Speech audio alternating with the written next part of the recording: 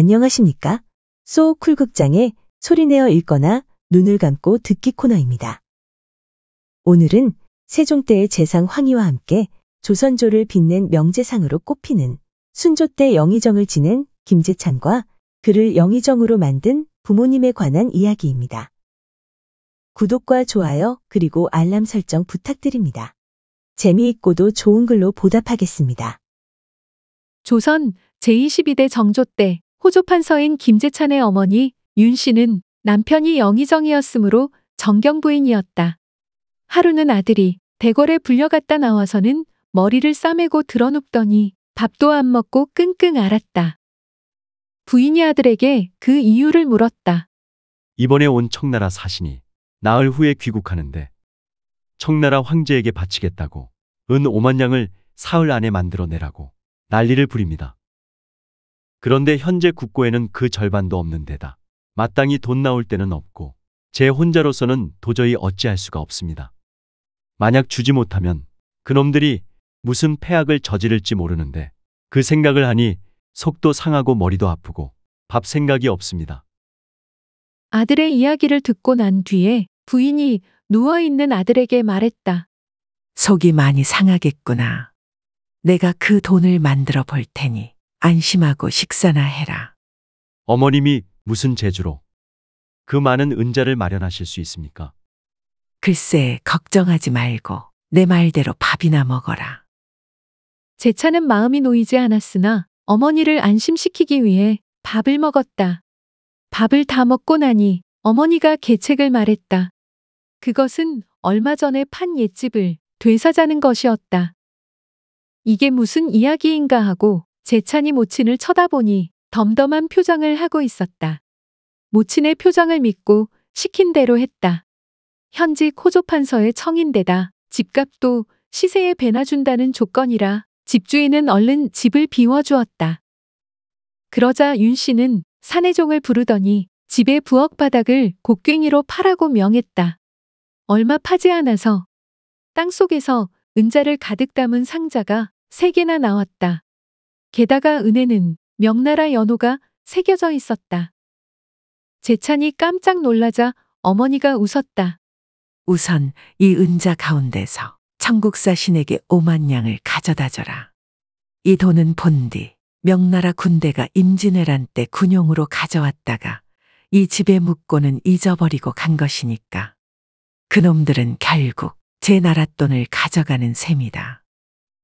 내가 옛날에 이 집을 사서 수리하다가 부엌에서 이 은자가 든 상자를 발견하고는 도로 묻었다. 그런 다음 얼마 있다가 이 집을 다시 팔아버렸다. 집을 다시 판 이유는 견물생심이라 계속 은자가 탐났기 때문이다. 그러다가 가만히 생각해 보니 갑자기 생긴 눈먼 돈은 재앙이 되었으면 되었지 결코 상서로운 일이 될 수 없었다. 생각해봐라. 만일 그때 우리가 벼락 부자가 되었더라면 너는 돈 쓰기에 바쁜 남봉꾼이 되어 주지웅님에 파묻혔을 테고 당연히 공부에 소홀했을 테니 과거에 급제할 리가 없었고 그러면 오늘날 판서가 되지 못했을 게 아니겠느냐. 지금 생각해보면 그때 그렇게 은자를 파묻었던 것이 조상님이 도와서 오늘을 대비하기 위한 것이 아니었나 싶다. 그동안 잊고 있다가 천국 사신에게 보낼 은자 문제로 내가 걱정하기에 문득 생각이 났고 다시 파낸 것이다. 어머니에게서 이런 이야기를 듣고 난 김판서는 정조대왕에게 그대로 고하고 은자를 전부 국고로 헌납했다. 정조대왕은 그 이야기를 듣고 크게 탐복하며 말했다. 지금 생각해보니 경은 경의 능력으로 호조판서가 된 게 아니구나. 그렇게 현명한 어머니를 두다니 짐은 경이 부럽다. 지금 생각하면 부끄러워서 얼굴이 화끈거리지만 재찬은 소년 시절에 어머니 윤 씨를 피해 다녔던 적이 있었다. 어머니의 손이 오그라진 데다 흉터까지 험해서 보기에 민망스러울 정도로 추했기 때문이었다. 그래서 어머니라고 부르기를 꺼렸고 심지어 길에서 마주쳐도 못 본 척 슬그머니 피해버리곤 했다. 그러던 어느 날 어머니가 조용히 재찬을 불렀다.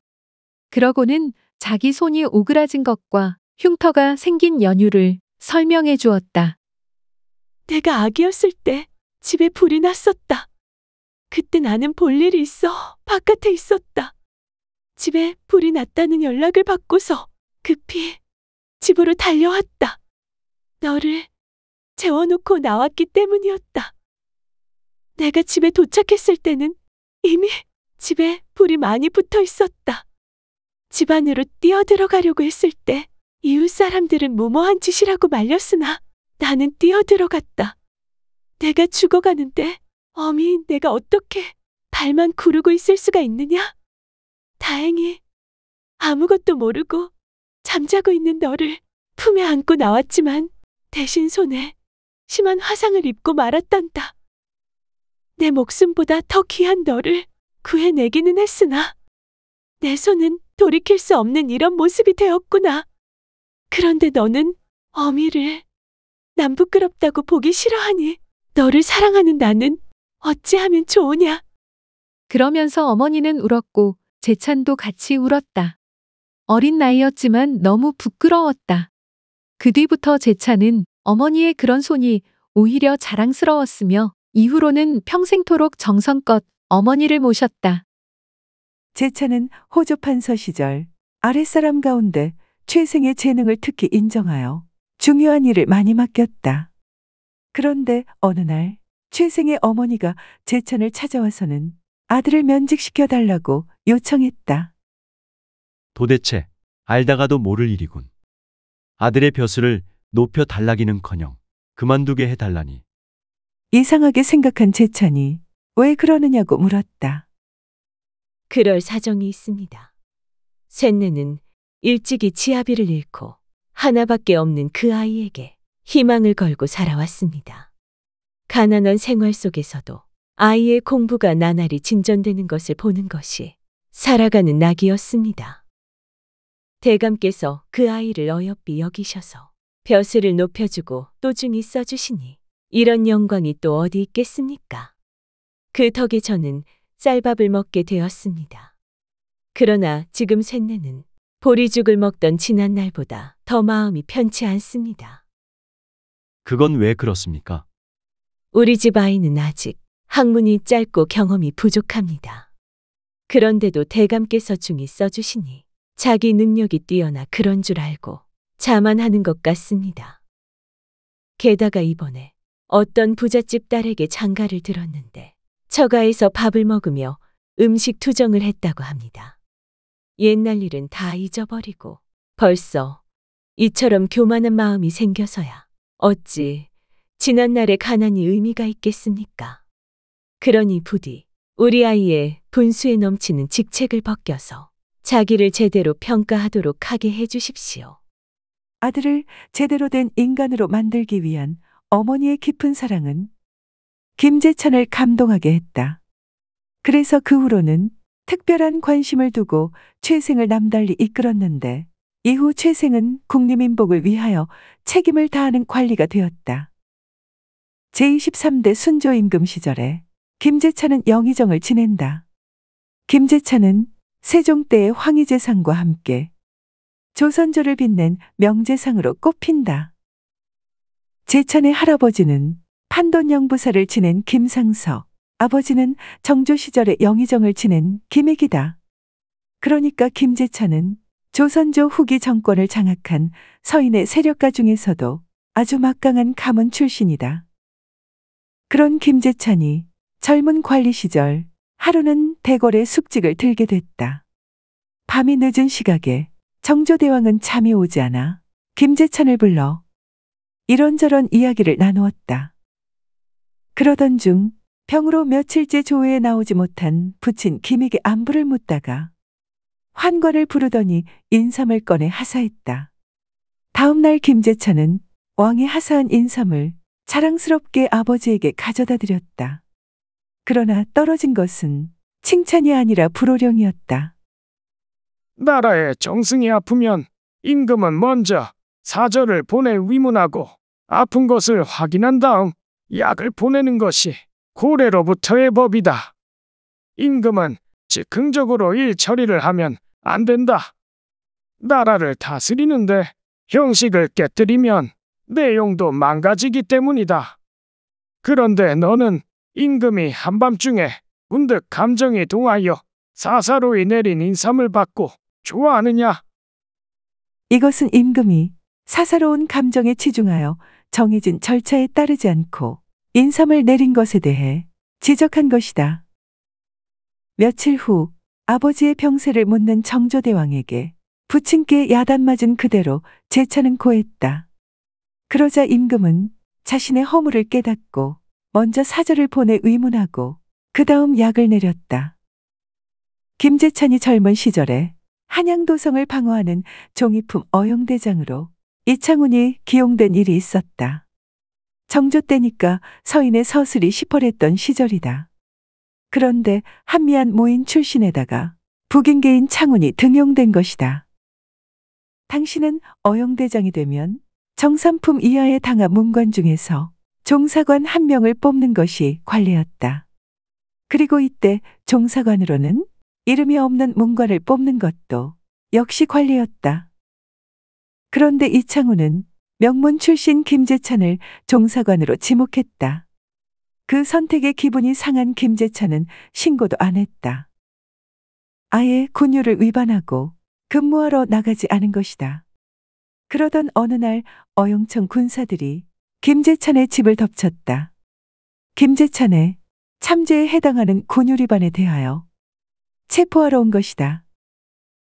영의정 김익은 아들이 잡혀가는 것을 묵묵히 바라봤다.